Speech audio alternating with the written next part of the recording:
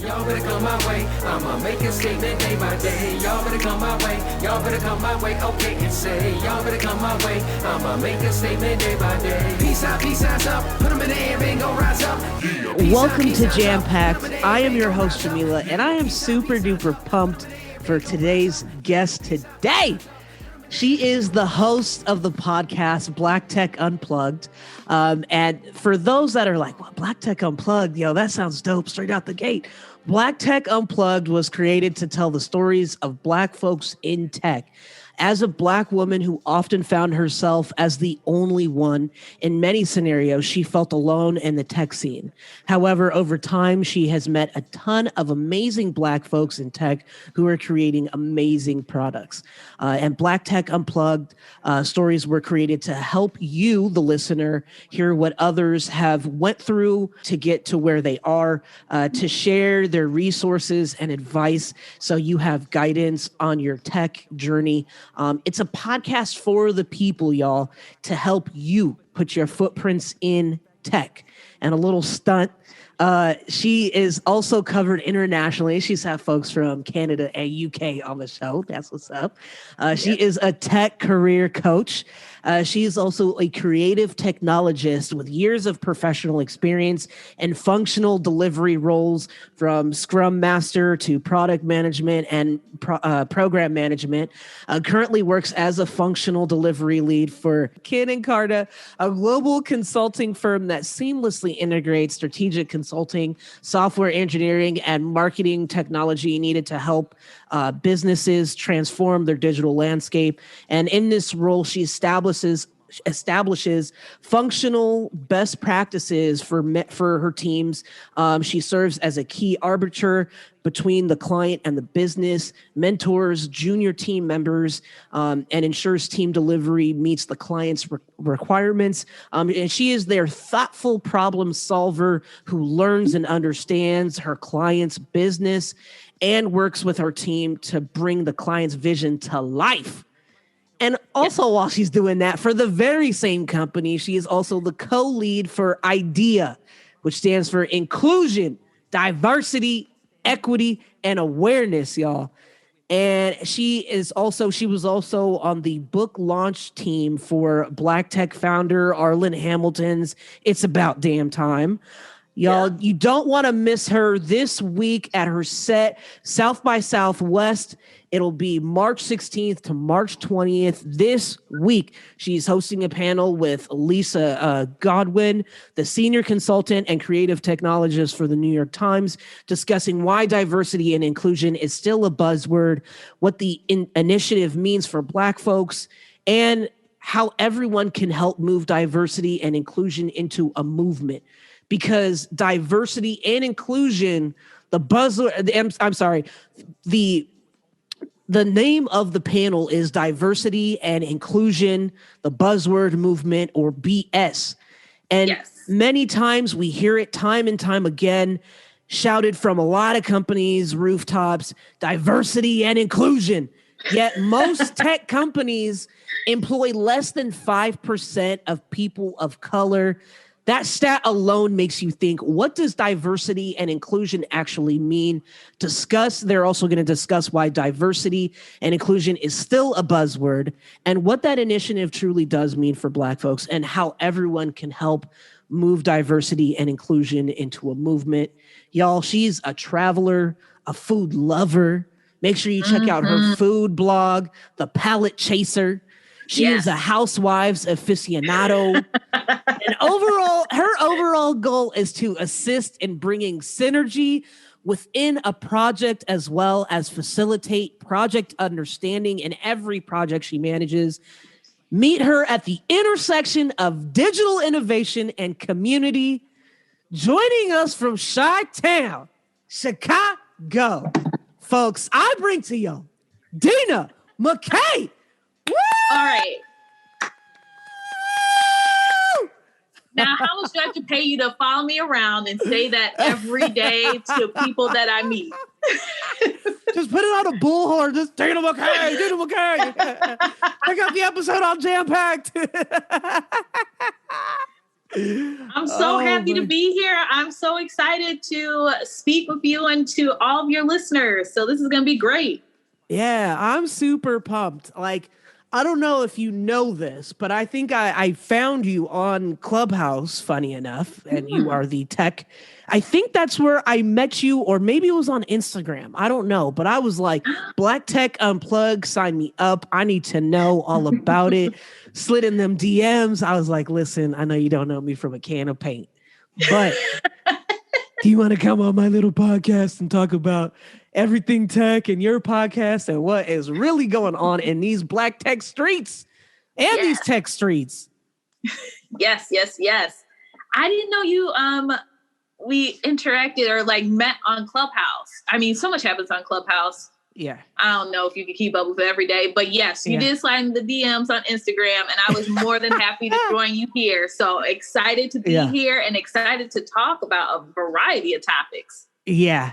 This is, I'm super excited. I'm like, I saw you on Clubhouse probably, and then went straight to your Instagram, and I was like, probably didn't even follow you on Clubhouse. I was probably like, I'm just going straight to the Instagram. Cause it's like Clubhouse is kind of like, I don't know. I feel like it's almost like a catch-22 a little bit, you know, like you would want people to converse and like really engage more than just what the platform was and originally created for, right? Right. And I feel like, well, what makes Clubhouse so, I don't want to say weird, but what makes Clubhouse so different is you can't instant message someone on there. You basically have no choice but to go to their social media. So I see that as like a hindrance, but at the same time, it's okay because that leads people to your social media, who doesn't love that? So I'm like, I don't know. Me and Clubhouse have a love-hate relationship, but I've met some really good people off of Clubhouse. So right now I'll say it's a love relationship. Yeah, no, I feel the same way. Like, I feel like it's a love-hate relationship for me too. I'm like, wow, I'm getting a lot of amazing guests and like amazing folks because of Clubhouse. So I can't talk shit deeply about Clubhouse, but I'm like, damn, I want to support black creatives, but you know, it's all the black creatives on a white invested app, you know? Right. And I'm sure you've seen everybody talking, and I'm not sure how long ago that was now, but you know, when Clubhouse became really big and has, I think is it valued over $1 billion now? Yeah, I saw that. Yeah, I saw that. And then everybody started talking about us though, right? Because we are the people that push these social media platforms to where they are, but we are never involved. Yeah. We aren't the creators of Clubhouse. I mean, we probably could have created Clubhouse, but we didn't. And so it's interesting to see where we take this, because obviously knowing that we're valuable and we shape like the culture, what are we going to do now? Because we are power. Absolutely. And I can't wait to have that part of the conversation. But before we get into that, because I already felt myself like, we have so much to talk about. Deena McKay, we have so much to talk about. You know, I felt myself drifting like, yeah, we gonna get into that conversation. I was like, But before I get completely carried away and talk tech and just completely geek out on and just, you know, pretend like I'm a part of the geek squad, you know, for real. Your drink of choice was tequila and orange juice. So yes. I've got my tequila straight up. So this is going to be interesting. I've got it straight up. Yeah. So I didn't have juice, but I do have tequila and seltzer. So, you know, we still out here. Yeah. So cheers to that. Sure. Yes. Yeah, I got some Don Julio on ice. As soon as you said orange juice, I was like, do I feel like a screwdriver at this time of day? I was like, if we were drinking like brunch, if we were doing like a brunch vibe, you know, I think, yeah. But I mean, it's like COVID times. Orange juice, a little vitamin C mixed with your tequila. It's okay. Yeah. That's true. Now, a lot of people do drink tequila and pineapple juice, but fun fact, I'm allergic to pineapple. So if I can drink and eat pineapples, but I will break out in hives or just like itch the whole rest of the time. Oh my But sometimes gosh. it's like needed. Like when you get some rum punch, like some really good rum punch. Yeah. I'm like, Benadryl is gonna work. Yes. I'm like, I gotta have this. Yeah, I love rum punch. I will go if Mhm. I'm in a different place. I'm like, oh, y'all have rum punch? Okay, I'm gonna have to just scrap my whole order of what I had in my mind of what I was gonna get, and I need to try your rum punch. Mhm. Oh, and when you have that right rum punch, it's just like, oh, this is the best. This is kicking. Right. And Yes. especially in Chicago, you have some rum punch in the winter. It feels like you're on a tropical island instead of you're warm again. Ooh, I never thought about that. But yeah, that's true. Yeah. Because it's got to be super snowy out there right now, right? Like, I mean, you guys were like frozen in, basically, like snowed in. Yeah. We will. So there was like 2 weeks where the temperature is maybe like in the single digits, but it felt like -15. That's what we call the deep freeze when everyone goes into true hibernation in Chicago. So we didn't have that. But now it's back to like 50s, 40s. That means everybody's outside jogging. Everybody is out in these streets, COVID or not, masked up, walking around. It's nice. I'm so happy it's warm again. Yeah. Oh my goodness. Yeah, I really don't know how I could do it. My heater's broken and we're all just freaking out. Like we've tried to get the heater for folks that are listening. Yes, the heater's still broken, damn it. Because we've had 3 different folks come over to try to like fix it. And they're all nobody can get to the bottom of the problem. And it's like, they just tell me either it's so old, you need to replace it. And I'm like, okay, that's not happening COVID. Right. Ain't nobody got the funds to replace a whole unit. Well, So you can if they send the STEMI sometime soon. You can. Oh yeah, I know, right? Have some funds to replace it. Right. You gonna eat or you gonna stay warm? Everybody got a sweater. But yeah, I mean, I can't imagine being in Chicago cold. I've been in Chicago in the wintertime, or at least what I thought was the wintertime. And they had told me, oh, it's still going to get colder than this. I'm like, okay, I'm going back home. This is crazy. This is not for me. But the game that we're going to play today is Heads Up. We haven't played Heads Up in quite some time. So that'll be some fun to play a little Heads Up, a little tech app with the gadget gal. Yeah. But I want folks to understand your journey and the beginning of your tech journey, because you really it's been a long time coming, essentially, being in the tech world. And for you, it started in high school, and there was a lot of options for computer classes, Photoshop, Access, Excel, anything from basics to more advanced classes. And it was a teacher who recognized that you were good and pushed for more advanced classes, but you didn't want to because it was more of like a nerdy thing at the time. And then you went to college and you thought that you were going to be an athletic trainer in college, picking up these big old football player man, sweaty and all. And then you realized that it wasn't for you. You had taken classes and everything and realized it wasn't for you.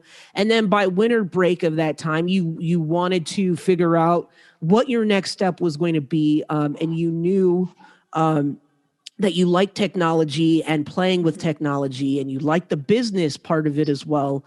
And you understood you were more of a gadget girl than anything. And you knew that you knew a little bit of coding, but you knew that you didn't want to be a computer programmer. What was it? You realized that you like technology, you like playing with it, you like the business, but you knew a little bit of coding. Yep. Don't want to do coding. Don't want to be a computer programmer. But what was it about that moment in high school with your teacher encouraging your exploration to those moments in college that made you internalize that concept deeper to pursue it seriously? So I'll give a little tidbit. So I went to high school at a Catholic school. So my teacher was a nun, and her name was Sister Ann. And she always was like, Deena, you got to take this computer class. Come on, just take this computer class. Now, mind you, usually in these computer classes, I was the only one because no one took these computer classes. And so at first I was like, I don't want to be a nerd. I was like, I don't want to do this. And after I started getting in these classes, it was like, this really comes real easy. So I'm going to just take these classes, get this little credit, take something easy. Well, I'm doing that, but it never occurs to me that it's easy to me, but look at these people over here struggling. Like there were some classes that obviously there were other people and they were just like struggling. And I just never took the easiness like for what it was. So yeah, after I got in those athletic training classes, my 5'5" little behind thought I was going to pick up some athletes. Like, yeah, right, girl. And I was just like, I don't want to do this no more. What can I get into that, I like? And so I went to information systems in college. Now, even with my major being computers and business, didn't mean I didn't have to take coding classes, as you mentioned. And even in the coding classes, I wasn't horrible. Like, I still was passing my classes. I just did not want to code all day. I didn't want to have to look at the computer screen and just like do this code all day. And like, I like talking to people. I like communicating with people. And as we know, some developers do have that trait, but for the most part, some like to just do their code and go home. I did. So I was like, okay, what can I do in regards to roles that would, kind of like sharpen that skill set? I tried every internship under the sun. I did application development. I did business analyst. I did QA analyst. I did business intelligence, just like being a business intelligence analyst, I guess you could call it. I tried everything, but my favorite one was business analyst because you're gathering the requirements, getting an understanding of what somebody wants out of what you're creating, and then you're communicating with the developers to help them, build this vision that the client has. And I liked both sides because from a developer perspective, I knew the code. So it's like I could talk to them where it's like, well, could you add this little thing in so it does this? But then I knew a client where it's like, okay, I know, let's just say you're looking at a website, right? And you want it to look a certain way. Like that's just, you don't want it to be ugly. You don't go to a program like a coder for that. And so I could say like, okay, what do you want it to look like? Let's draw out what you want it to look like. And then like pass that over to the developer. So I was like basically the middleman, and I enjoy doing that.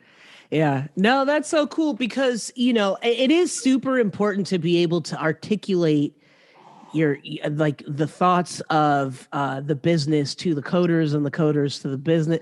Like it's working. I in a past life, I worked at a startup like tech company. So okay. I don't know if you've ever heard of them. I wouldn't be offended if you didn't hear about them because obviously they're no longer around now.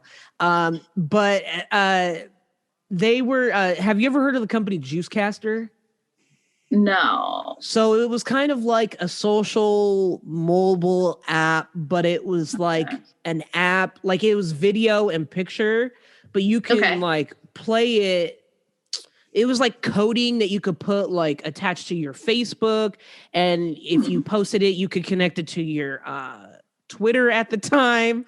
I don't remember if they were able to do it to Instagram. I don't think they had done it to Instagram just yet, but I think it was like Facebook, Twitter, I don't know, some other spots, but it could go to all of those. And it was like, I don't know if it was because they were ahead of their time or they tried to do something that was kind of already taken. I don't know, but working at a tech company, I was just like, wow, I'm learning so much because this is lingo that I would never use in real life.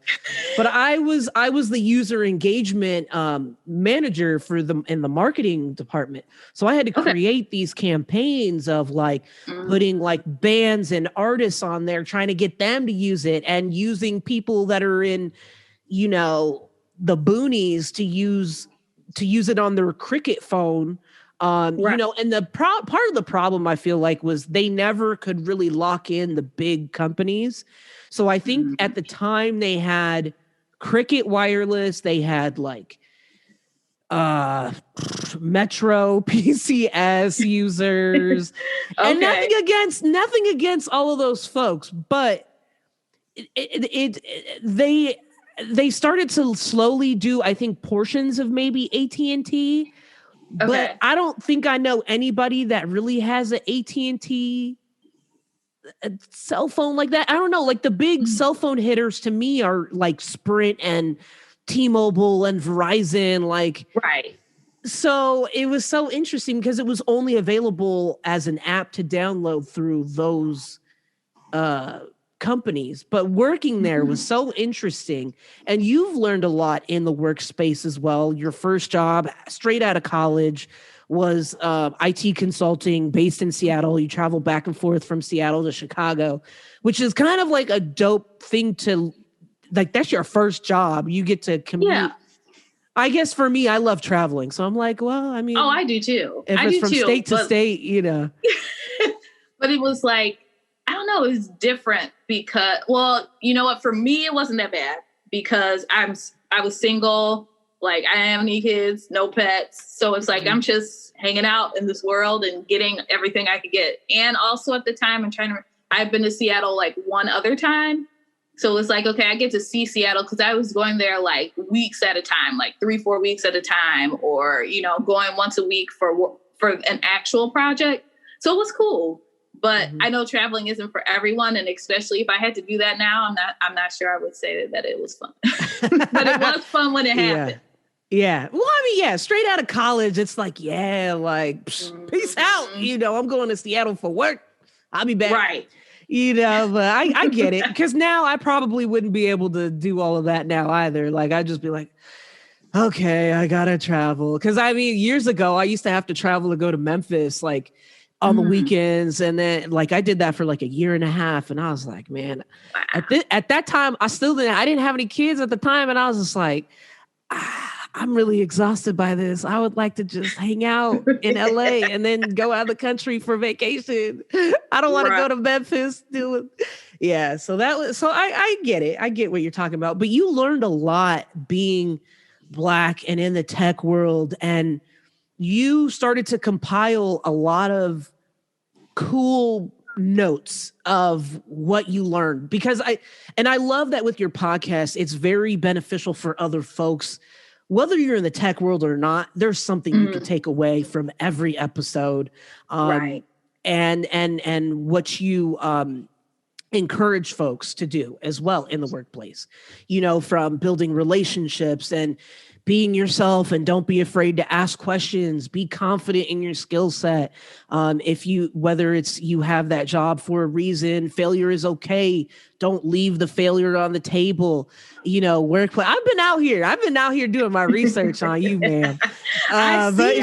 She's looking at me like, oh shit. Okay. Yes. I was oh shit. I'm like, yes. I didn't know that much was out here. Shoot. Yeah. Well, I mean, but if you like it, I love it. So I'm with it. Yeah.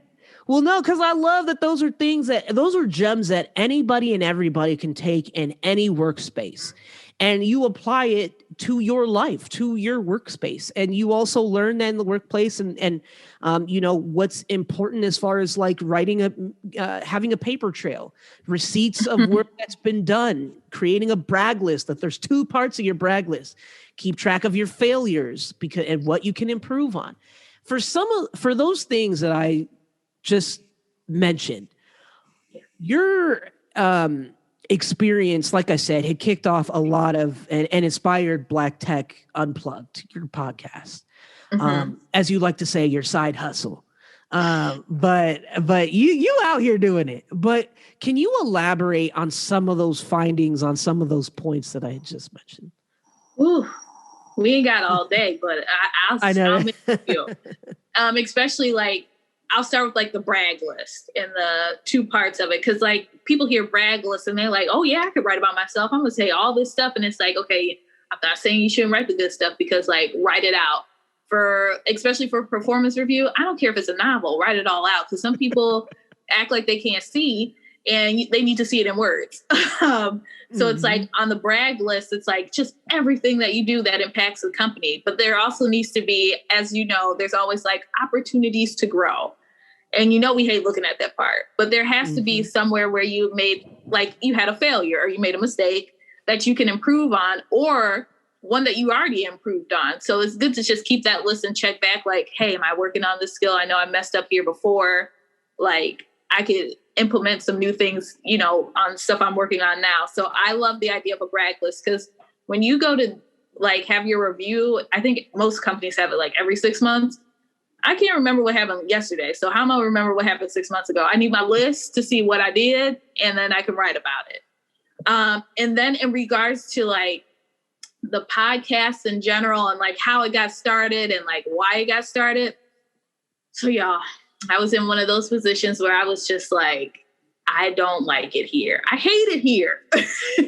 And I was like, okay, my energy is real low, which isn't me. I have to do this long commute. My commute was like an hour and a half each way. And I'm tired of this crap, to be, put it bluntly. Mm-hmm. And so I was like, what can I do to get my spirits back up? I'm the only person on my team. I was the only person of color, but there were 2 other women. But it's just like, it wasn't a sisterhood by any means. We was just, it's work. And so I'm like, what can I do to get my spirits up? And like, at the same time, there was the Black Tech pipeline issue of like, there's no Blacks in tech to hire and all that stuff, which we know is BS, obviously, especially if you listen to a podcast. Mm-hmm. So when I was like, what can I do? Like, I have this creative spirit. What can I do to like raise my spirit, but then also work on this part about the Black Tech pipeline? And I always would like, I'm inquisitive. I'm just curious. I like to know about people. Like I ask questions no matter what. So I'm like, why don't I just start interviewing some of my friends and people I know who are in tech and start sharing those stories? Because when I was first in tech and I was in Chicago, got my first job, I didn't really know how to navigate that. Like, let's be real. Our parents are not working in the tech industry. Like, we're kind of going in blind. And I'm not sure if I would even say most parents like tell you what to expect in the workplace. They kind of like let it happen. And then when you go to them for advice, they're like, well, that happened to me. And it's like, why didn't you tell me?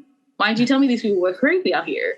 Mm-hmm. And so I was like, I'm going to create this podcast and talk with my friends and just have like a free flowing conversation and say like, okay, what's going on in your world? Tell me about your role. What tips or advice do you have? Like everything. So I just continually have those conversations.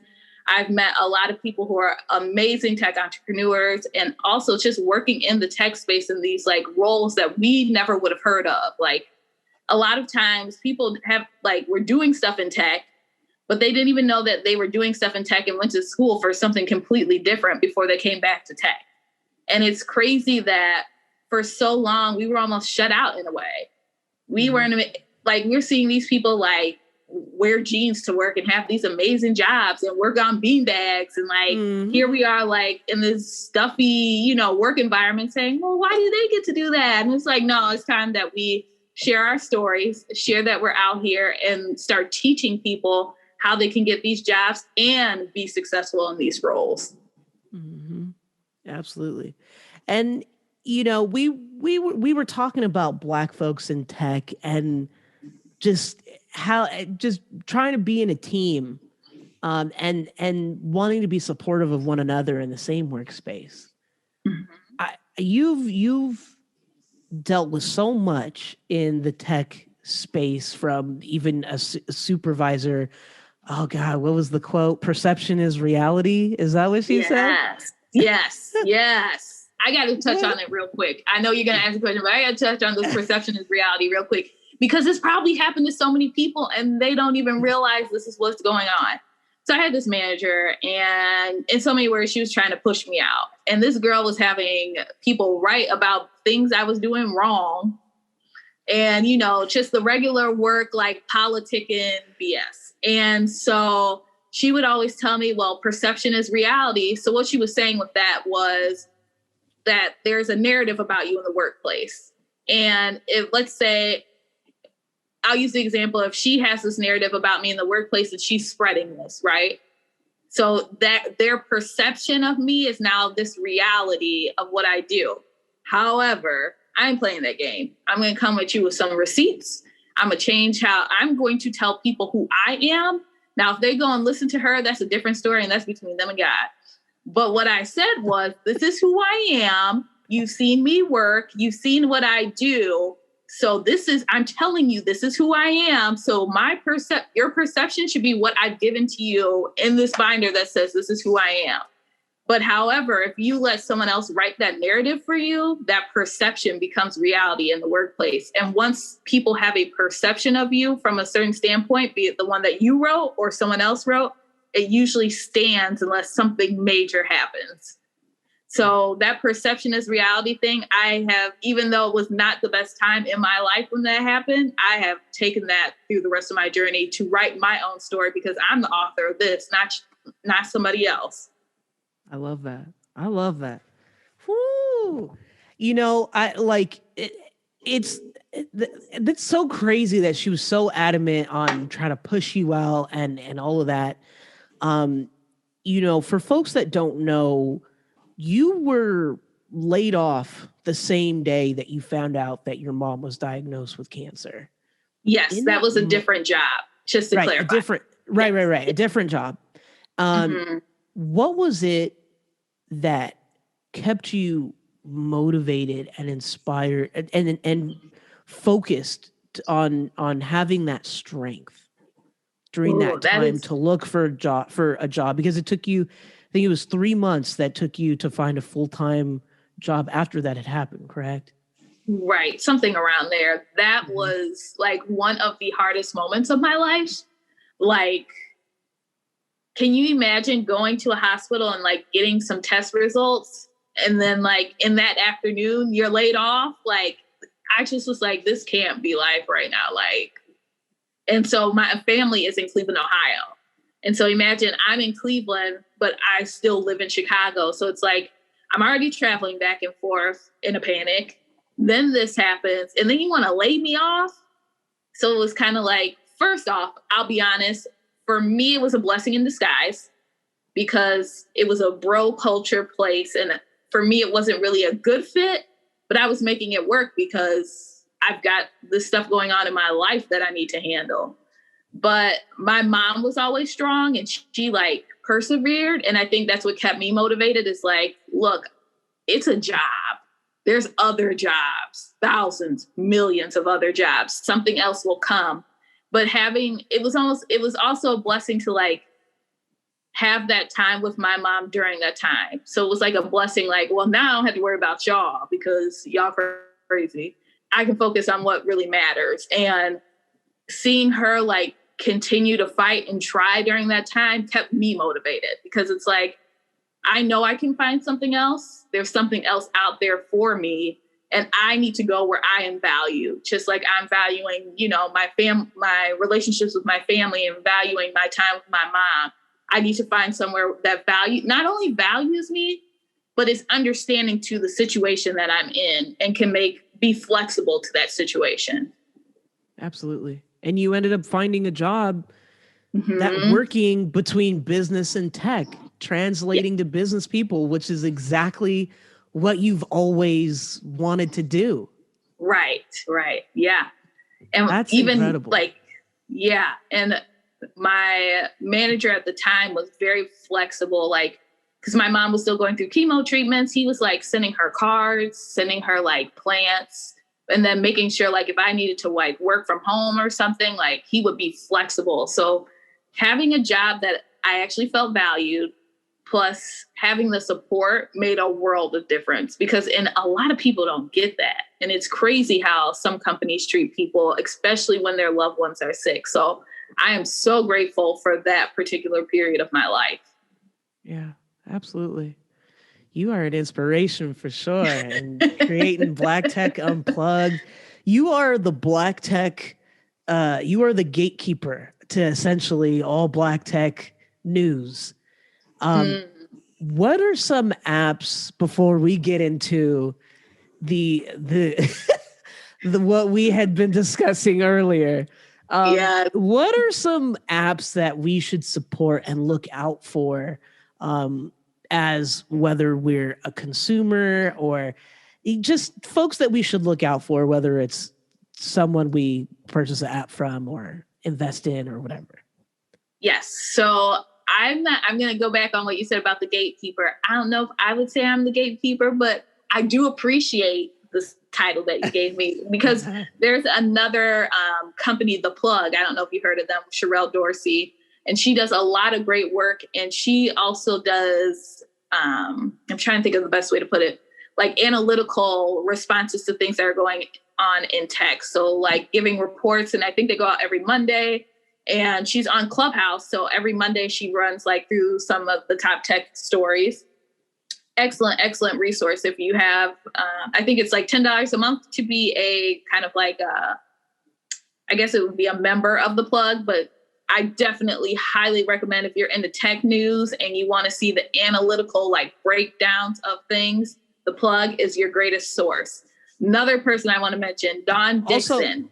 Also, I'm sorry, before you get to your next person, I also want to drop, make sure you listen to that episode on Black Tech Unplugged because you interviewed her. I listened to a little bit of the conversation of the interview. So yes, I've heard of her through you. So okay. Yeah, I need to get her. I'm gonna call you a gatekeeper. Well, here's the one you're gonna run right down. Dawn Dixon. And the reason I'm saying you're gonna write down her name is because you can go invest in her business right now. I'm talking about like right now, right this instant. So she has a company called Popcom, and what she does, it's a vending solutions company. And so she has these vending machines that can vend, God, almost anything at this point. And so she took a different approach when it came to funding. She does have some investors, but she is doing kind of, if you go to startengine.com and type in Popcom, you can find her company and you can invest in her company. And she has done this crowdfunding platform, and she was the first one to ever do this. People laughed at her. People told her she was crazy, and she is out here doing the damn thing. And so if you have, I think the minimum investment, it's either $100 or $200, which I know for some during this time is a lot, but I highly tell you, you should invest because she's going to do amazing things. I've had Dawn on 2 episodes now of the podcast. So definitely check out those episodes, learn about Popcom, learn about what she's doing. She is an amazing person in tech. Her and Angela Benton were one of like, I would say kind of like the pioneers for this whole like Black tech movement. And they are both doing amazing things. Angela Benton has a company, and the name is escaping me right now, but 2 women that you should definitely look into to get just like back from the early 2000s, late 90s of like what they were doing in tech, because they were doing things before people even knew Black people were in tech. Nice. And I'm trying to think, there's so many different resources, man. Like, yeah, people are. We want them. We want to support. That's what we're here for. We want to support. I want to make sure that folks that are listening and watching are supporting other Black tech folks as well as Black creatives. But Black tech is very difficult, A, to get into, B, to be successful and do the damn thing, and C, to get that support, especially from your own people. So be your own people. So, that title is forever going to be the best ever. And like, I mean, everybody got a moment where it'd be your own people. Like, you just know. Sometimes it just happens. It just happens. Sadly, it just happens. Yeah, it does. But I mean, what other apps can you throw on us, Black tech folks, that you could throw on us? I know there's Fanbase with Isaac Hayes III. There's Cookout, but we'll get to that in a second. I was going to say, you're going to just roll right into it, aren't you? It's fine. We can roll right into it. I'm like, well, how's the water feeling? I'm ready to put my toe in. I'll put my toe in. But I mean, before we get into that, though, like, I want to make sure we throw these other apps out there and Black tech folks that we should be on the lookout for of what they're doing, and who we can support. I feel like support is one of the most valuable, priceless things ever, and yet we tend to not get it from our own folks, but the outside world, and then the ones that are close to us are like, oh, I've always loved your work. But it's like, no, you didn't. No, you didn't. You know, Right. that struggle bus is real. Well, like working at a startup company, like like the guy was, I don't know, he had like white investors, but he was maybe of like Indian descent. Okay. But it was difficult for him to try to find funding just as a man of color, but he was a smooth talking, quick talking dude, you know. And I was like, damn, like, you know, low-key he could be obnoxious at times, shout out, but you know, but he was doing it. And it's hard for Black folks to get that support, especially Black folks in tech. But to be a woman in tech is huge. So I just want to make sure that we take this moment to really give love before we get into the hot mess express of thievery. Yeah, actually, I thought of two more that I want to mention. Tori Bell is a woman. She works at Facebook, but she has an amazing newsletter about diversity and inclusion. So I think it's called Inclusion Unpacked. So subscribe to that. She did a great series for Black History Month where every week was like a call to action and like things to follow. And it was just amazing. So definitely shout out to her. And then Black Women Talk Tech. So when you mentioned a lot of women like leave the tech industry, or, well, maybe you didn't mention it, but I'm mentioning it now. A lot of women leave the tech industry because they're either pushed out, they tired of the crap, you know, whatever. But Black tech women, when women start businesses, they are very helpful in like helping them find funding or helping them with resources to, you know, do their business correctly. And so that is another organization that I support as well. Absolutely.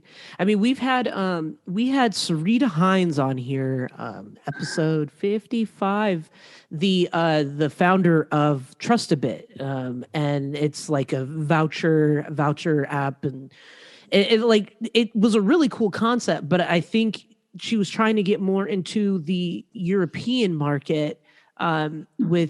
Because of the way that the voucher system was for airlines. And so it was a voucher thing for airlines. And it just, I think it was difficult because she's a Black woman and a Black lesbian. So it was very difficult. And she was, you know, expressing on the show, like how it is and how it felt, you know. Now she's working at, congratulations also are in order to her. So I'll take that moment. Congratulations, Sarita. She's now working at Google, but it's also, I was asking her partner, like, is she going to continue to do Trustabit though? Because I really want to encourage entrepreneurial, you know, skills out here, especially Black women doing the damn thing. And we feel like we need to work for a bigger tech company because our amazing idea is not being funded the way that it should be funded, you know? Right. And I always think of too, like our aspirations for financial wealth, right? And I don't know how often people say this, but it's like we as Black people will not be rich working at a full-time job. Like it's just not what's meant to be. It's not how the system works. As we know from everything that's gone on, and we can tell it's some systemic racism within everything. Mm-hmm. And I always encourage people to not give up their side hustle because you never know when it's going to take off. Like I said, it's that one moment where it's just like, boom, and everybody wants to use it. I mean, even thinking of Black Tech Unplugged, yes, I have a very solid base and I'm so thankful for that base. But when the whole thing with George Floyd happened, then everybody wanted to take notice of what Black Tech Unplugged was because Black Tech. But before anyone, you know, a lot of companies or a lot of people are like, oh, like, why does it have to be that way? Now you understand where we're coming from. Yeah. So I highly recommend that you never know where your sudden moment or your sudden shift is going to come from. Don't give up that side hustle. Just keep working on, and especially if it's your passion, keep working on it. I agree. I completely agree. Sarita, you've heard us. We begging you to stick with Trustabit as well as much as Google, because the concept is so dope. But I'm like, but it's not for every airline, I guess, just yet. So it's like, damn, like it's only, I guess, certain voucher system, like a system that the airlines use for the vouchers. Like not every, I guess, airline was using it. But it was really more so for the UK, the European market, for the way that things are, because I guess it's like So it was like a whole thing. We talked about it on the episode. If you are curious, you're listening to this now, go ahead to episode 55 and it'll all be there. But speaking of Black women creating apps, and as Deena's eyes get bigger and bigger, so offline, Deena was like, okay, so just so I have an idea what we're going to talk about. And I was talking about the Cookout. Now, and Clubhouse, we discuss Black creatives going on Clubhouse, and Clubhouse is saturated with Black creatives. And it's so dope because these are the Black folks that I somehow could not find on Instagram.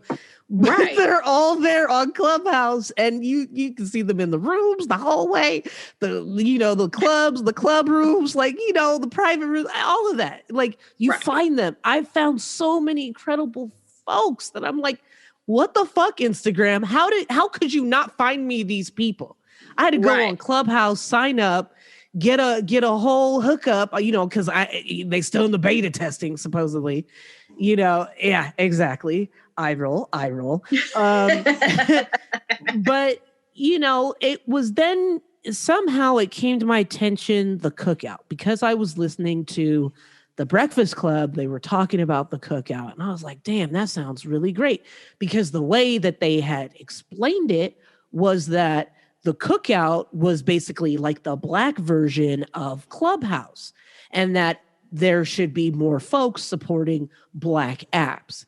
And which is why I want to make sure we get those app names out there so folks really know that these apps have been vetted through Black Tech Unplugged, and you are giving us your firsthand experience of who they are and what they're about. And so I was like, the Cookout, okay, cool. Let me reach out. So I reached out and I was like, oh my God, I'd love to have you guys on the show. And so, I'm not afraid to slide in those DMs. If I see dope, I say, please come, please come. So then, they responded and they said, don't know if you're looking for the correct Cookout, if you're reaching out for the other Cookout, but we're the real Cookout. And I said, didn't know what are you talking about? I was like, what did I walk into? I didn't know what I walked into, but there was some major shit going down behind the scenes of thievery, Black men stealing the Cookout concept, the name, the everything, and had asked them to change it. So I'm going to throw the ball to you for the Black Tech clarification of the article that I sent you. And this was an article that they had sent me saying, this is everything that's going on. We would love to come on the show. Feel free to talk about it on the podcast. Right now, we're kind of swamped and busy, with all this crazy shit going down. But feel free to talk about it. And I feel like this is the perfect moment to talk about it with the Black Tech Unplugged. As I had sent the article, the blog to you, it was basically their version of exactly what happened, which their version is the actual version of what happened. And they've taken it to Clubhouse, where they've even had rooms where people talk and they ask questions and all that good stuff. So, but there were 3 ladies that created an app called the Cookout. And I will leave it to you. What happened next? So these wonderful ladies were, creating this app and trying to keep everything in-house. They even had NDAs. So they were putting the right measures in place for their developers. I should clarify that. So they're, trying to create this vision. And, when you're bootstrapping everything, you're a little low on cash. So they're creating it bit by bit. And then here comes the Cookout app that comes out. And I should clarify. So when we were talking about this, you had one version of the Cookout's messaging, and then I had the other Cookout messaging. Yeah. And so for folks that are listening, so I brought up the Cookout behind the scenes, and she told me she had gotten the message that the guys had been sending out.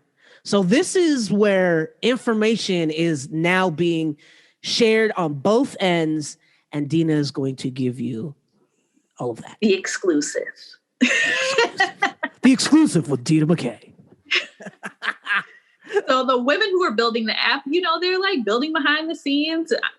Obviously, they hadn't released yet, but they were still working on things. And, you know, they became aware that a group of gentlemen were also building something called the Cookout. That was also an app. And clarified for me, because I'm not 1,000% sure, but no one had this trademarked at this point. It was just a name they were using. But the women, I believe, overall ended up with the trademark. They had the trademark. They were, it was theirs. They owned it. Right. So they reach out to these gentlemen like, okay, like, we heard you're, you know, using this. Let's have basically they reached out like with the humble hand of like, look, we heard you're using this for transparency. Can we just have a conversation and let's talk about this? Like, you're using our trademark, like you have to stop. Like, what is, basically they want an understanding too. And this is from the women's perspective. They just want an understanding too. They wanted to protect their business and what they're building, which who doesn't want to protect their stuff? And yet the men just stop answering. Quick note, when you're doing business, that's not cute. Don't stop answering. Don't be that person who's just like, well, I'm going to do it anyway, because that's what they did exactly. They said, I'm going to do it anyway. And similar to what the women were writing about, the men sent out a note that said, we heard the streets talking. Now, mind you, the women already sent out a note that said, it be your own people. So it be your own people. It be your own people. I will put that in the show notes for y'all that are listening. I will make sure that link is in the show notes because the article is so detailed of what they have in there. And if you watch Housewives, you know how Monique went to the reunion with a binder. This was the binder. They just dropped all the notes. This was the binder. And then the gentleman just said like, yo, we're working on this. Like, we appreciate your patience and we're going to come with a really cool app. No, these women dropped the messages, they dropped the tweets, they dropped their Clubhouse name, all that. So, I mean, you can pick whatever side you believe. I'm not saying who's right, who's wrong. I'm just saying some people come with more details than others. Right. But you come with receipts. You can't combat receipts. And you yourself have said receipts are that's the only way that you can track a trail ever. Right. Is receipts. And the fact that the person the group of gentlemen didn't answer back, that to me is like a little bit of admitting guilt. Because even if you just wrote back and said, hey, I don't want to handle this way, my lawyers will be in touch. There's a way to do it professionally without, you know, being an asshat. Yeah. Yeah. So I am intrigued how this is going to end because there's a lot that's going into this. Like, first off, trademarking, which is so important when you're doing something. Trademark your stuff and trademark your stuff and have the right measures in place. I know everyone can't afford to like retain a lawyer, especially when you're in the build-up state. You're starting your side business or you're starting your business, but just have those people like on your team on standby, because unfortunately, in the culture we live in, people love to, what I will say, borrow from some of your ideas. And when they borrow, I remember when people used to say, let me hold $5. No, I was going to say imitation is the sincerest form of flattery. No, it's not. Not when I've worked hard on something. It's not the sincerest form of flattery. But yeah, they basically said, let me hold $10 and just like didn't come back. And it's just... And it's sad because I want to see people win, but we can't win when we're clawing at each other with a crabs in a barrel mentality. That's not how we're going to win. It would be, I mean, it's unrealistic for this to actually happen. If they could come together and do it together, I mean, granted, everything that's already gone down. I mean, how do you work with someone who won't answer you, who stole your name and basically your idea? You can't trust anybody that doesn't know how to follow an NDA. Right. So, yeah, that's sticky situation. But yeah. It makes me think too, because like the whole thing with Clubhouse is we as Black creatives are going on there and like talking about our endeavors, which is cool. I love hearing it. I love hearing what people are working on. But how are we protecting ourselves when we are talking about things that we are working on? Because this has been a problem for a long time, stealing ideas or borrowing like your model without like the right measures and then trying to say, no, I didn't steal that, but we all know like you stole it. How do we protect ourselves as Black creatives? Yeah. And I think that's something that in 2021, we need to figure out quickly, because if we're not stealing each other's ideas, as we know, everyone else will steal our ideas, because again, we make or break a culture. Everything that we do trends. Everything that we make, be it memes, be it, whatever, always takes off. And how are we protecting ourselves as Black creatives? Because it's sad to see people, this is like heartbreaking for people. And it's like sucks out a lot of energy. Yeah. Like, I don't want to see people keep going through that pain and that, low spot in life. We've got to fix it. And also stop doing it to each other. Yeah. Yeah, absolutely. I mean, it's almost like, where do you begin? This is such a cultural problem that we can't work together. I don't know why that is. Why, as Black folks, as even folks of color, like, I'm not going to say folks of color, why can't Black folks work together to create a purposeful, meaningful goal? Right. I mean, look at what like history tells you. We're onto something when we work together. Like the Tulsa massacre. We had our own city with our own things out here thriving, and people got so threatened by that they destroyed it. Mm-hmm. Like if people are afraid of that, what do you think would happen if we came together and did something, did work together? Yeah. Do you know how powerful that would be? But deep. We're not ready. Why is that? We in 2021. We've been quarantined damn near a whole year. It's about to be a whole year. We still can't get our shit. We still can't get our shit together. Like, I mean, well, we had a lot of trauma. Like, even though, well, at this point, we've had a lot of trauma. We unfortunately passed that down. So it's like, there's a lot we have to unlearn and relearn before we can move forward. And that's going to take generations. Like, it's just how things are. But I'm with you. Like, can we get together, please? Like, right.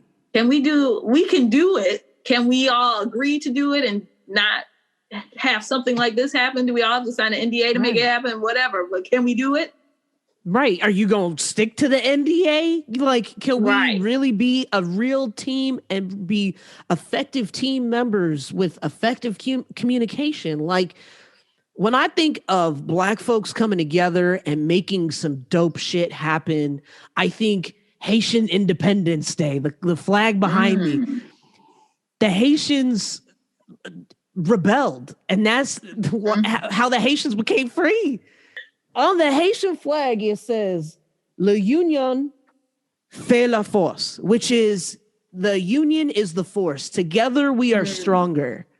Together we achieve more, and we can rock that shit. If we came together to say, okay, we are united, we are a union. Right. And it's fine for people to have different opinions, but can we work together? Can we put some good shit out instead of fighting against each other? But it's like, we got some deep-seated healing that needs to be done, Yeah. But at least we're starting, like, people talk about therapy openly now. Back in the day, we wasn't talking about that. So it's like, we're starting to break like those generational curses and some of that trauma. But like I said, it's going to take generations to get there. Yeah. This just randomly struck me, but I was thinking, like, with Black folks, especially in tech, a lot of the times you're the only Black person at the company, in a room, boardroom, anything, right? Like, I had all these folks, like when I was at Juicecaster, I was like the only Black person there. And like before that, there was a Black guy before me. And when he left, I got hired. I was the Black person replacement, right? So it's almost like, you know, for you, you know, when I was reading your intro and I was thinking about when I read your intro, you know, being the one person in tech and the one Black person in tech. For you, when you were in tech, when starting out, were you almost like so used to being the only Black person that when there was another one, did you feel some kind of way? No, I never felt any kind of way. I guess when I did feel kind of way, it was more so like, can you be my friend, please? And not like mess this up kind of way. Because as we know, I'm trying to think if I've personally experienced this, but I've heard from other people that there'll be another Black person and they'll kind of like try to sun them. You know what I'm saying? Like they aren't trying to be like partners. They like, oh, this happened, nah. But I'm trying to think if that ever happened to me, or if it happened to me, maybe I wasn't paying attention to it. Because, I mean, sometimes I'm just like, I'm here to work and I'm not really here for the BS. But I have heard of those situations where it's like, people don't like especially if it's like a Black woman and a Black woman, like they'll go head to head as opposed to being like, you know, linking up. Yeah. For me, my approach has always been like different. Like I welcome any and everybody. Like growing up, I was in a predominantly white neighborhood. So like, I always knew like, one, I was different, but two, it was like when I saw some other people who looked like me, it was like, you know, we cool. Like, let's hang out. Unless you do something that is like really wrong, I'm not that person to like push you away. But what I have heard from people who are in situations where another Black person comes and they're like, get away from me, is it's I want to be the top notch Black person, or I want to be the one that people like come to me and kind of like want to take the shine off the other person. And that's not cool. Like at all. They want to be the token, the main. Yeah, but like, why? It reminds me, you know, and this all reminded me of the documentary Afropunk. I don't know if you've ever seen it. No, but it's basically about being a Black person in the punk scene or the like rock scene. Yeah. How you're used to being the only Black person at an all white rock show that when you see another Black person, it's like, well, what are you doing here? I'm so used to being the only Black person. Then it's almost this weird reverse of, oh, not another, you know, it's not like, oh, hey, come here, the other Black person, come here, like, let's be friends. It's more of like, now we're beefing because we want to be the main token. It just all reminded me of that documentary. If you ever watched it, it's by James Spooner. Such a great documentary. And I feel like it kind of stemmed the Afropunk festival situation. But because it was so many Black folks in their town, that was the only Black person going to white shows, you know, and they talk about Bad Brains, the beginning of rock, you know, how they were all Black rock band and all that good stuff. So I don't know. It just reminded me of this territorial beef among whether you're a creative or a music fan or whatever the case is. Like, this is some deep-seated healing that we have to do individually and as a collective. But where do we start? Is it therapy that we start, or is it embracing our neighbor? You know, like, how do we, to you, in your experience, how do we even start? How do we get there? I think and it might not be exactly therapy, but identifying your unconscious bias. Everyone has a bias. So anyone listening to this, you're going to say you don't have a bias. It's not true. You have an unconscious bias. And I want to let you know it's okay. Everyone has some kind of unconscious bias. And I think it starts with identifying that and being real with yourself. Like, hey, I said that and that was kind of messed up. Like, let me rethink how I'm thinking. But for a lot of people, you don't know you have that unless you're around other people and you're open to hearing, that critique of yourself. Mm-hmm. So I think that's one way. I think therapy helps though too, because we've all been raised similar yet different. And there's even I know for me growing up, I had a good life. I'm not saying that, but there's things that you learn that when you become an adult, you're like, that doesn't really fit me or my lifestyle. I got to learn these things to unlearn these things to learn how I want to be as a person. And sometimes it takes a therapist to tell you the good techniques to use in order to learn your new ways of life.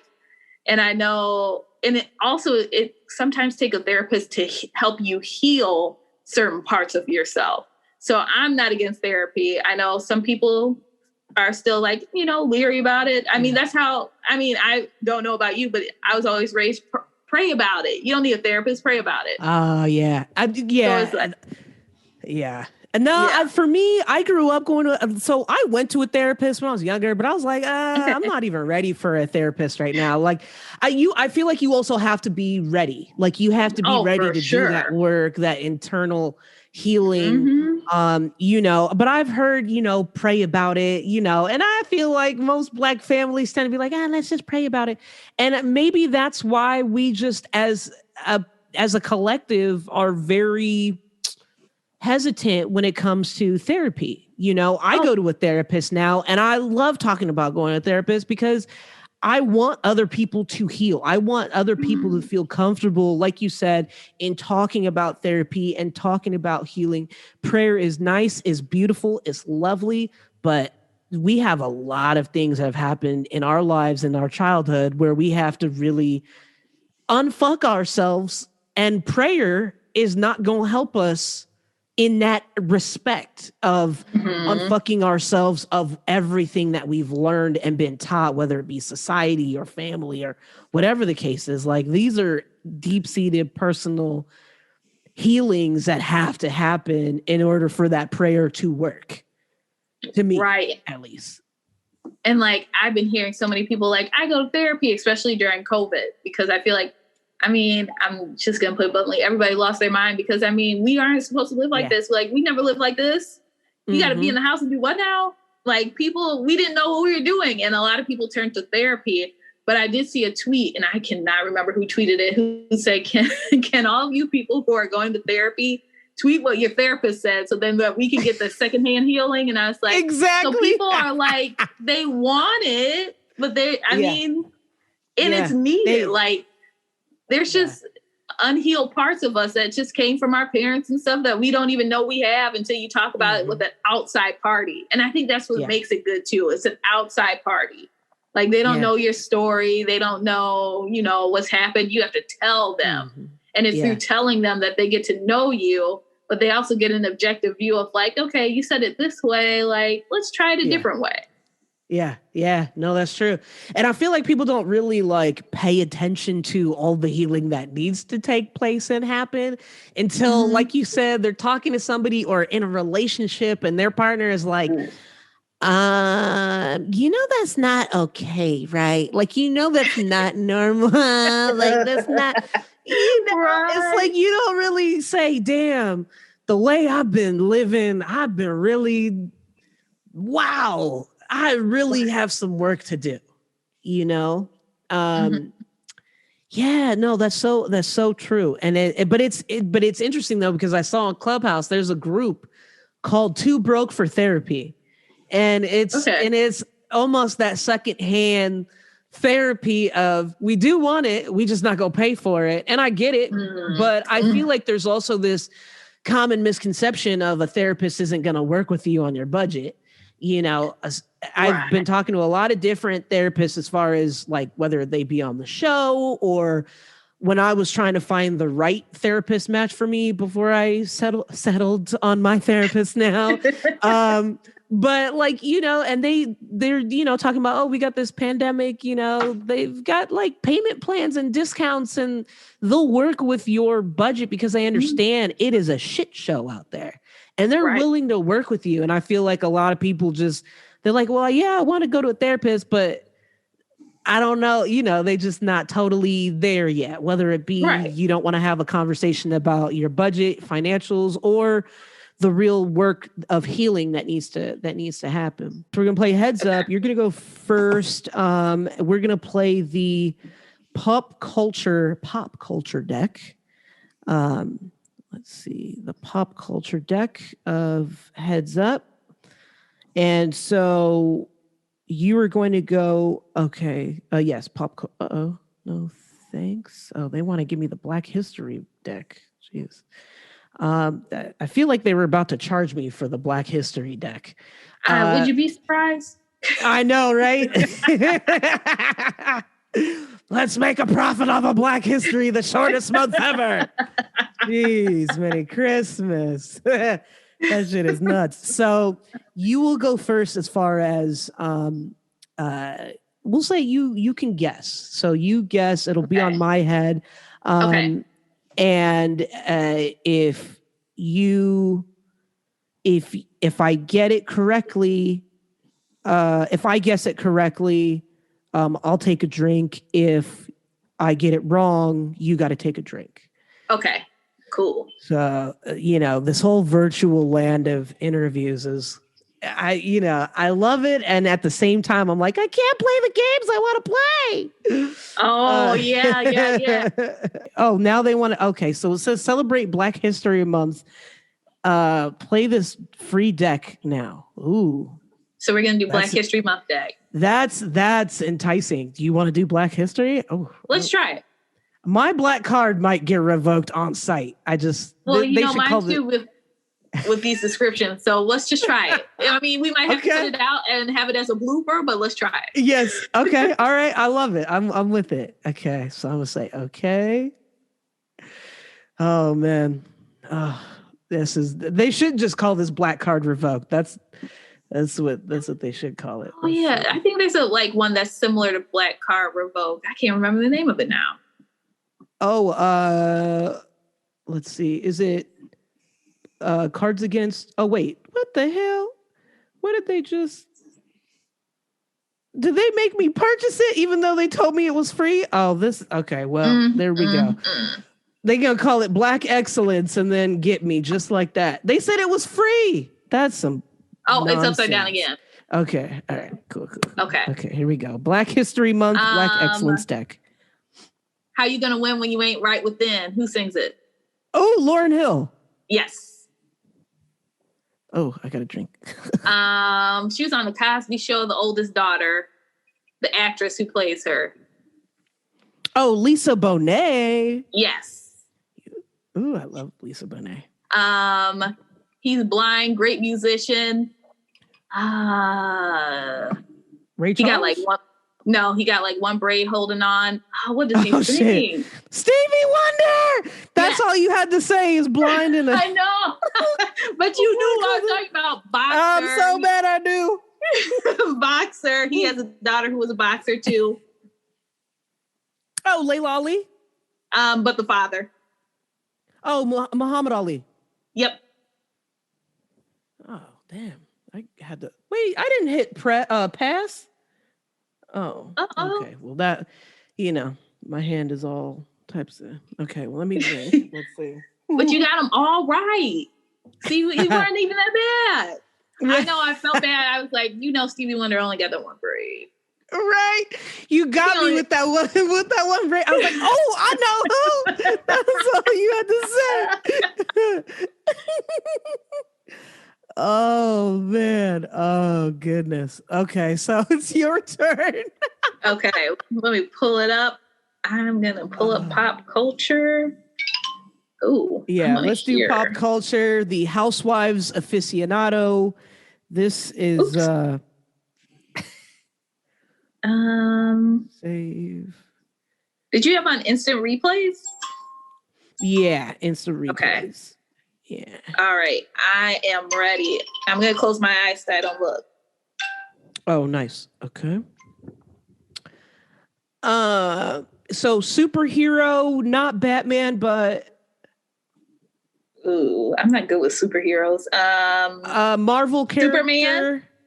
The other one. Oh. The other Marvel character. I don't do Marvel. Is it down? It's like he's in the family of tarantulas. I'm not gonna let you Spider-Man? give up.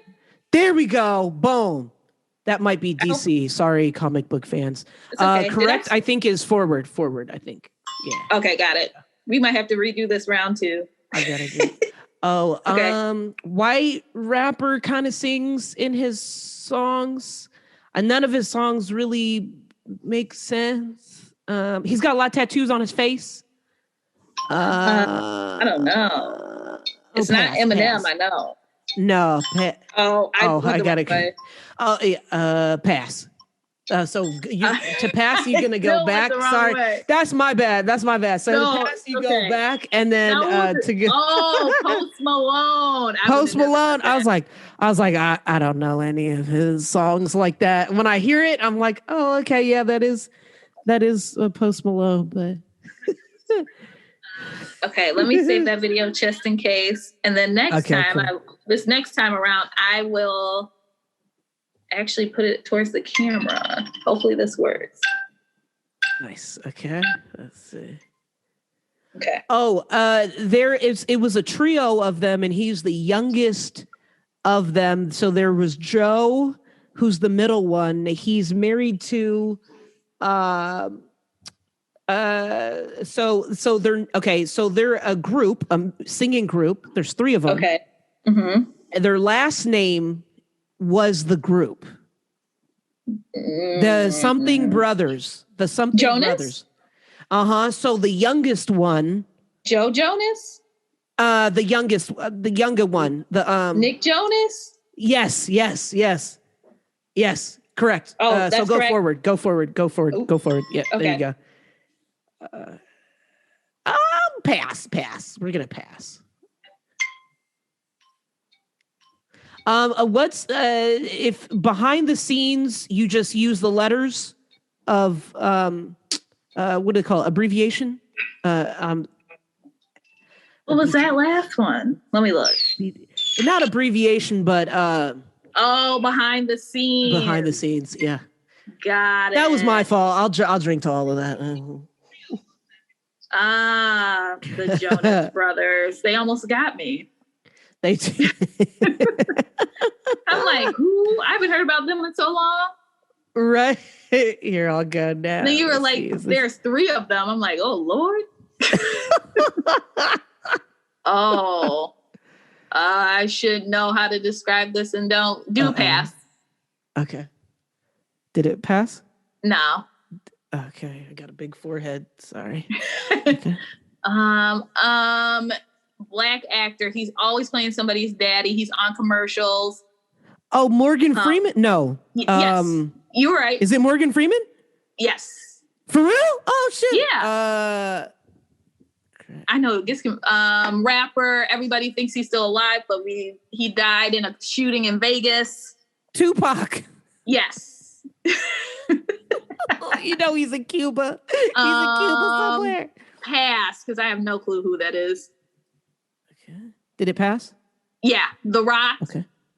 What's his real name? The Rock. Oh, Dwayne Johnson. Yes. Baseball player goes with J-Lo, I think. Or that's not him. Derek Jeter? It was Derek Jeter. Yeah. Oh, is it? Yeah. The time ran out. I was so surprised by Morgan Freeman. I was like, for real? How else do you describe him? Yeah, he do be playing people daddy. Yeah.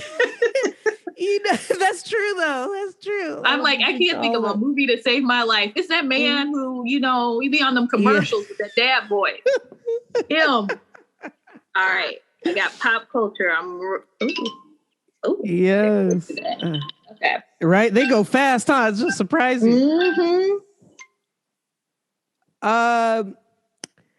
So when folks are worried about Mercury retrograde in the sky, so there's stars, and then when it's really bright, dark at when it's dark at night, and there's a little bit of, and there's a whole light coming from the sky. There's a full moon.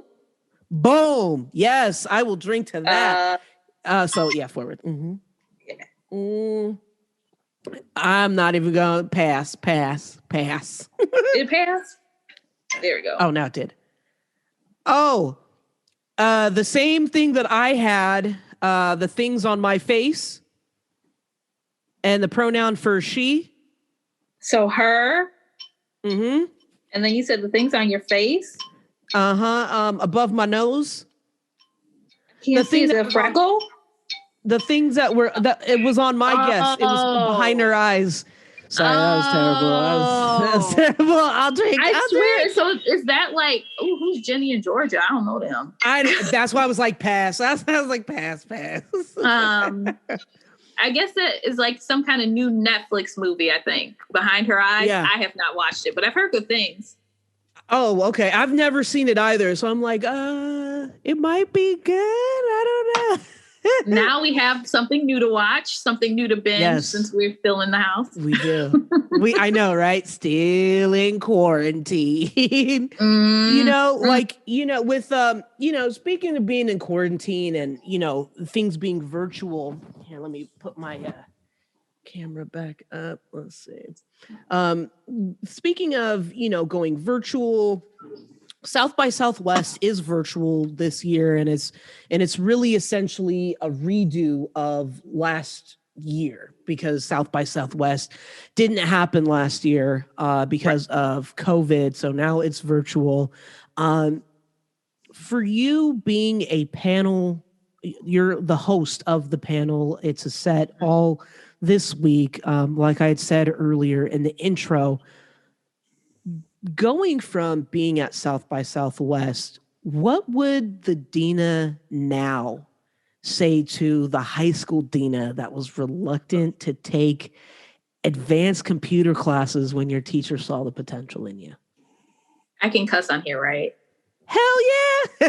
Okay, I figured I would ask again, but I've seen other episodes, so I was like, everybody else was talking crazy. They do fuck them talk people really crazy. and their opinions. I would tell my high school self, fuck them people and their opinions. Like, do what makes you happy and do what you like. I guess there was a little piece of me that I will say, I felt like, I don't want to be a nerd or like a geek. But if it's something you're good at, do it, girl, and learn all the skills you can, especially when it's free $99. Because once you go to college, them classes cost, and learn as much as you can. Like, forget all the rest. Yeah, people might say stuff about you, but look at those people now. Exactly. I love that. Yeah. That's so dope. That's so true. Just fuck what other people say. Fuck what other people think. Do what encourages you and inspires you to that flames that fire in your belly, Right. that real passion. That's so awesome. And to just discuss your journey really is exciting, and I wish you all the best of luck. And you have to come back on, whether it's whether it's a follow up on tech news and it'd be our own people to, what other, we need to jump into your mind, your brain, and learn as much as possible. So please definitely come back. Please let us know if there's anything that you're ever doing, so that we can support and promote. You are officially a part of the JAMPACKED community. So, this has been so much fun. This is, I'm trying to do better on time with the interviews. Cause like when I do these episodes, folks are like, it's so long, but it's like, but you sat through all 2 hours of it though, Right. And I'm trying to think, who is everybody listens to the Joe Budden podcast, and that'd be like 2.5 hours. You can listen to 2 hours of this, and it's like fun, like, and it's different every time. People who come on, are different. Like, you can listen to this for 2 hours, you'll be all right. Yeah. And it's just like, I almost feel like it's folks that don't understand, you can hit the pause button, right? Like, right. It could still be a to be continued, or put them AirPods in while you walking into the store, listen to it there. Like, it could still be a continuation, and the conversation, you're not going to miss out on it because it's in the podcast verse. You know, Right. I feel like folks, you know, and I know we had discussed this, and I'm glad I remembered before we got out of here, you know, folks that think that they're not going to, that there's no relevance for a podcast now that there's Clubhouse, but Clubhouse conversations are not being logged and recorded for external use. You know, it's not, you can't listen to it. We know internally they recording every room. You know, they listening to everything that y'all talking about. They listening to all your crazy moans. They listening to all that crazy shit. And y'all can't listen to a damn podcast. Y'all crazy. But it's interesting because I've had folks say, I would love to be on the podcast, but right now I'm just going to do the Clubhouse thing. And I'm like, you know, yeah, I really had somebody tell me like, I'm enjoying Clubhouse right now. I'm just going to do the Clubhouse thing. I'm like, you know, people can't go back and listen to that amazing conversation that you're having, right? Right. Clubhouse is great to have a discussion, whether somebody screen records it like they've been doing out here in these streets. Mm-hmm. But, you know, there's still a need for podcasts because it's just really, it's been around, but it's really getting started. And folks aren't grasping that concept. I mean, there's a lot of podcasts out there, and everybody wants a Clubhouse room and this and that. But just because you're a speaker in a Clubhouse room doesn't mean that that you're going to be able to share your words, you know, your journey, the discussion. Like, these discussions are so critical and important to everyday life. And whether it could be a conversation that people can listen to 2 years from now, you know, I took a break and people were still listening to episodes and I wasn't even putting out stuff. It just lives there. It's something for people to listen to when they're ready. People they might not be ready on the day that you're speaking in a Clubhouse room, you know? Right. What do you say to folks that are kind of trying to substitute Clubhouse as their new podcast method? Because I almost feel like they're missing the boat on what Clubhouse is really, what it can be. Right. My response is that ain't it. Like you said, podcasts last forever. I think of Clubhouse more of like when you do a panel or like, you know, you speak somewhere, but like it's not recorded or, you know, whatever. I think of Clubhouse more like that. It's a moment in time. Yeah, you might have some pictures or like you said, like a screen capture of like what happened, but it's a moment in time. Podcasts are forever. People can go back and listen to my podcast from 3 years ago and still get some knowledge and still get some resources. I can't do that with Clubhouse. What I say Clubhouse is, I would not compare Clubhouse to podcast per se. It's podcast because you can only hear someone and you can't see them.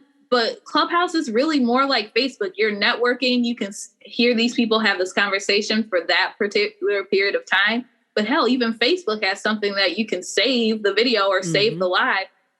Clubhouse doesn't have that. I don't compare Clubhouse to podcasting at all. And also with podcasting, like, let's just say you have a part that you want to take out because it's not fruitful for anyone. You can do that. Clubhouse is literally like people can remember whatever you say, but if they don't write it down, they don't capture that in a recording, which you're not supposed to do, then no one's going to hear or remember. Like, I know there's some Clubhouse rooms though that like people take notes. But how often, like, do they capture the thing that you heard and that you want to hear?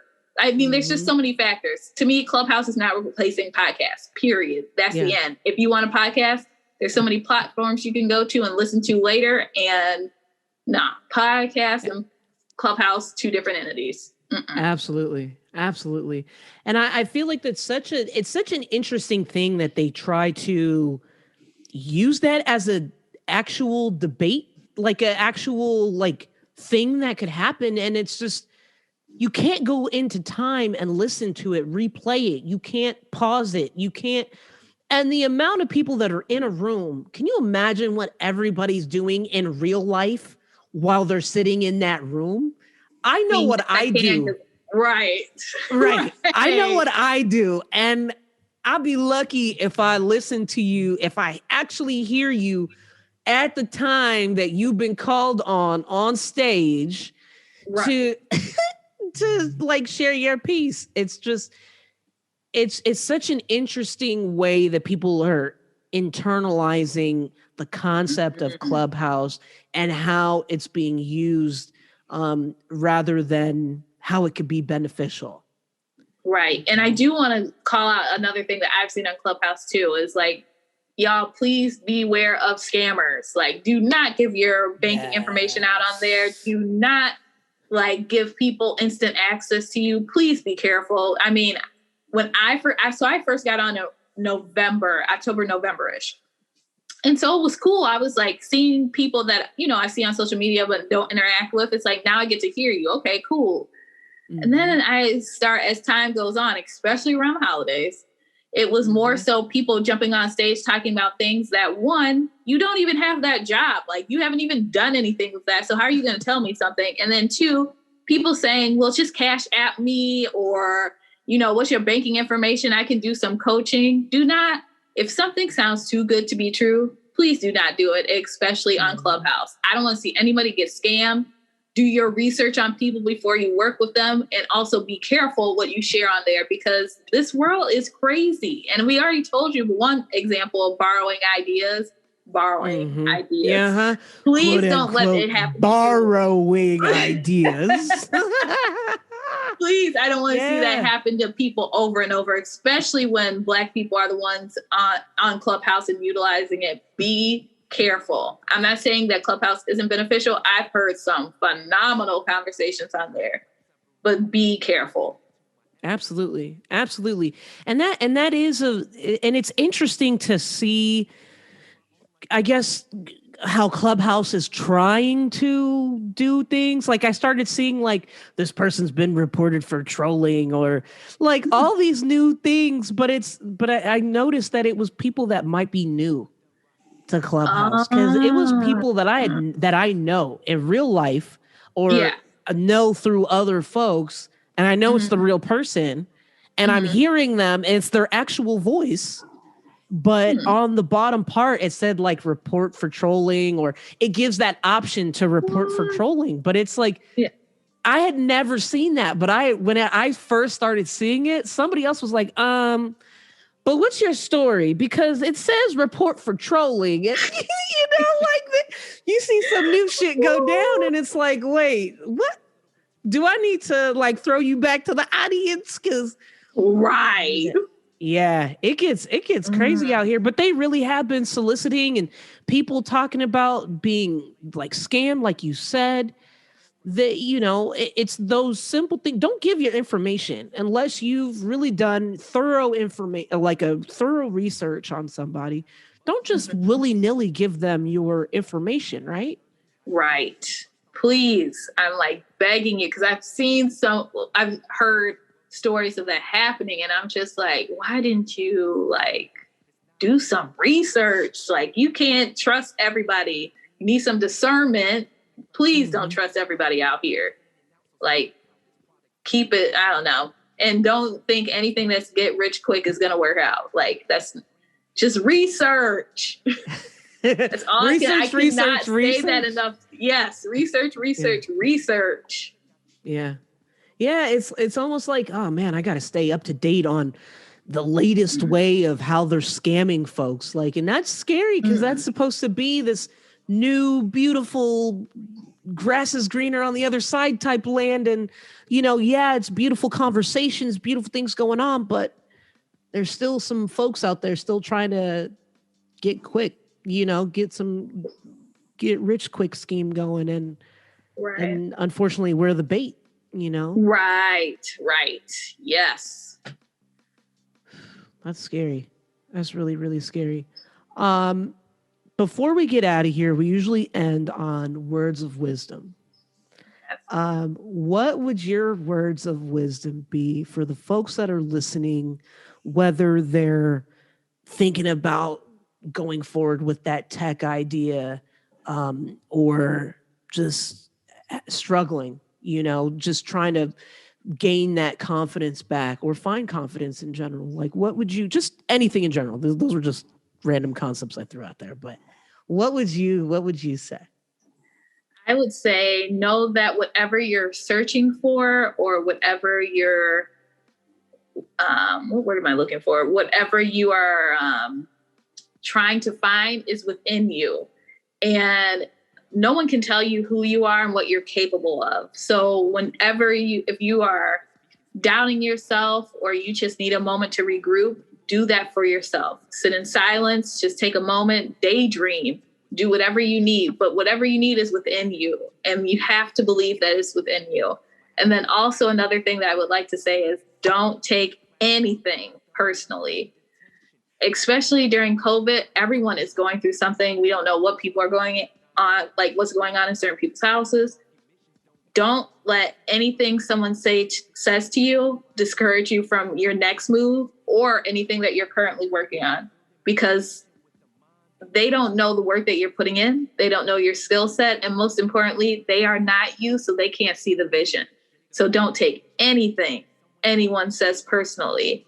Do you believe in yourself? And also never be afraid to ask questions, or just like ask for help. We can't do everything all by ourselves. Asking for help and asking questions is so key for us to be successful. So be open to the possibilities. The possibilities are endless. And I know that everyone listening to this is going to do amazing things. So stay positive. I love that. I think my words of wisdom is really more so an inspiration of something that you said earlier. I mean, you've been dropping gems all episode. So folks, if you're listening, watching, make sure you pause, write some notes, go back, write it again. Like, you really have been honestly dropping a lot of gems out here. And I think my words of wisdom will be, fuck what other people say with a passion. Mm-hmm. You have to give a fuck less with a passion. Passionately not give a fuck about what other people think. Like how I rephrase that differently? Yes. And I agree with it every single time. Yes. Give a fuck less, man. Life's too short. Do what makes you happy. Do what drives you. Do what makes you so excited that you're like, fuck yes. Like, this is that shit. And make sure, like you said, protect your shit. Trademark, patent, all that good stuff. I know you have a lot of great resources through your podcast. So folks that are trying to understand how you should protect your tech or your business, make sure that you check out Black Tech Unplugged. Make sure you check out everything that Deena's doing, because she's really out here just doing the damn thing. And of course, make sure you check her out this week with Lisa Godwin, senior consultant and creative technologist with the New York Times, discussing why diversity and inclusion is still a buzzword, what the initiative means for Black folks, and how everyone can help move diversity and inclusion into a movement. So this is not a discussion that you want to miss, y'all. Make sure you check it out. South by Southwest. This has been awesome. No, too. If you cannot, because South by Southwest is a ticketed event. If you cannot obviously make the event or don't have a ticket, make sure you subscribe to the podcast and also the email list, because there might be something special dropping right after that. I'm not sure, but if you're subscribed, then you won't miss it. Ooh, I know where I'll be. Thank you so much. This has been so awesome. Thank you again for coming on. This has been so dope, such a blast, and I can't wait to have you back on. I just love talking tech. Like I love learning and talking tech. I love learning. So, you know what? We should do a live episode one day, because I want to come out. I'm so down. I'm so down. I've had folks say you should do a live one, and I'm like, I'm so nervous. Why? I don't know. I think I'm just like, oh, live is, we're live. We're going live, y'all. It's just like, it's like that intense. I don't know. Maybe that's what I need, is that live, intense pressure cooker feeling. Maybe I used to work in news, so I understand live timing. So I'm like, Yeah. this is live, y'all. We got to go. We got to keep going. You know, so but I'm so down. So let me know, and I'm down with it. I'm all for it. Cool, Yeah. awesome. Yeah, we gonna make it happen, right? Well, when everything opens up. Yes, I'm receptive to a live. I've come to peace with live has to be in my future somewhere. So I will definitely. I'm down to do a live. So just name it. I'm there. Yes. So, again, this has been so amazing. Y'all check out Black Tech Unplugged. Check out JAMPACKED every Wednesday. There's always a new episode every Wednesday. Make sure you follow, subscribe on YouTube. Follow us on Instagram, Facebook. I'm on Clubhouse, just sitting, listening, enjoying, chilling. Follow me on there too if you'd like. But Instagram is really the place to be. So, you know, I love Clubhouse, but you can still find me in these YouTube and Instagram streets out here. Make sure you check out JAMPACKED every Wednesday. This has been amazing. And y'all, we will see you on the next JAMPACKED. Peace out, peace out.